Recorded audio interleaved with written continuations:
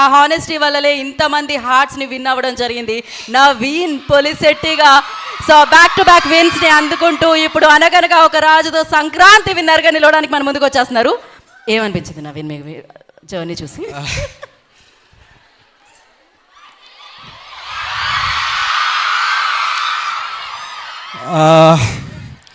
నేను జనరల్గా మిమ్మల్ని అందరినీ ఎంటర్టైన్ చేయడానికి నవ్వించడానికి వచ్చాను, మరి మీరు నన్ను ఏడిపించేశారు. సో నాకు ఇలాంటి సిచ్యువేషన్స్తో ఎలా డీల్ చేయాలో తెలీదు. నాకు అందరూ నవ్వుతూ ఉంటే it's easy for me to deal. Thank you very much.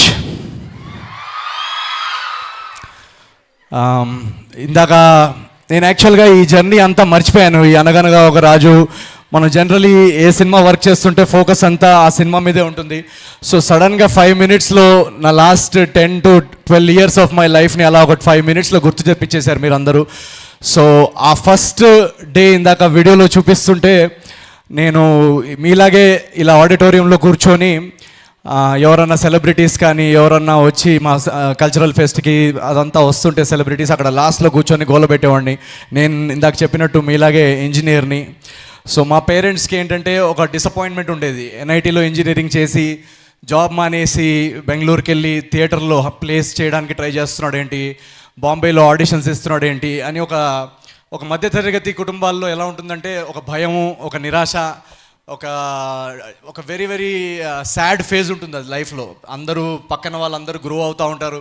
So ఆ వీడియోలో మీరు ఆ కన్నీళ్ళు, ఆ డిసప్పాయింట్మెంట్, ఆ రిజెక్షన్, ఆ అమ్మ నాన్నతో జరిగే గొడవలు, సొసైటీతో మనం చేస్తున్న స్ట్రగుల్స్, బ్యాంక్లో అకౌంట్లో డబ్బులు లేకపోయే పీరియడ్, ఉండడానికి రూమ్ లేకపోవడం, ఎవరన్నా ఫ్రెండ్ని అడగాలంటే ఇబ్బందిగా ఉండడం, ఇవన్నీ ఆ వీడియోలో మీకు కనపడవు. సో ఆ ఏవీలో దాని తర్వాత పాత మాత్రమే కట్ చేసి పెడతారు. సో ఇది మీకు మీరు ఎందుకు షేర్ చేస్తున్నానంటే ఆ డార్క్ ఫేజ్లో, డార్క్ ఫేజ్ అని నేను అన్నారు, ఇప్పటికీ నా లైఫ్లో అది బెస్ట్ ఫేజ్ అని నేను అంటాను. ఎందుకంటే ఇన్ 2 minutes నేను దానికి ఆన్సర్ చెప్తాను.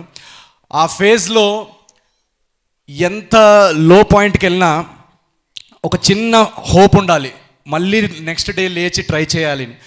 ఆ హోప్ ఆ మూమెంట్లో నాకు ఎందుకు వచ్చిందో నాకు తెలియదు, కానీ ఈరోజు దానికి ఆన్సర్ మీ అందరు ఎనర్జీ, మీ అందరు ప్రేమ, అభిమానం చూస్తుంటే దానికి వెనకాలకి వెళ్ళి ఆలోచిస్తే ఒకవేళ నాకు ఈరోజు మీరు చూపించిన ప్రేమ అభిమానం చూపించి మళ్ళీ నా లైఫ్ రివైండ్ చేసి నువ్వు మళ్ళీ అలాగే నథింగ్ నుంచి స్టార్ట్ చేసి మళ్ళీ కష్టపడితే నీకు ఓకేనా అంటే నేను మళ్ళీ ఓకే అని అంట.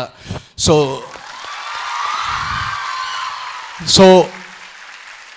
ఎవ్రీ మూమెంట్ ఎంత కష్టమైనా ఏదైనా మీరందరూ చూపించే ఎనర్జీ, ప్రేమకి ఇట్స్ ఆల్ వర్త్ ఇట్. మేము పనిచేసేదే మీకోసం.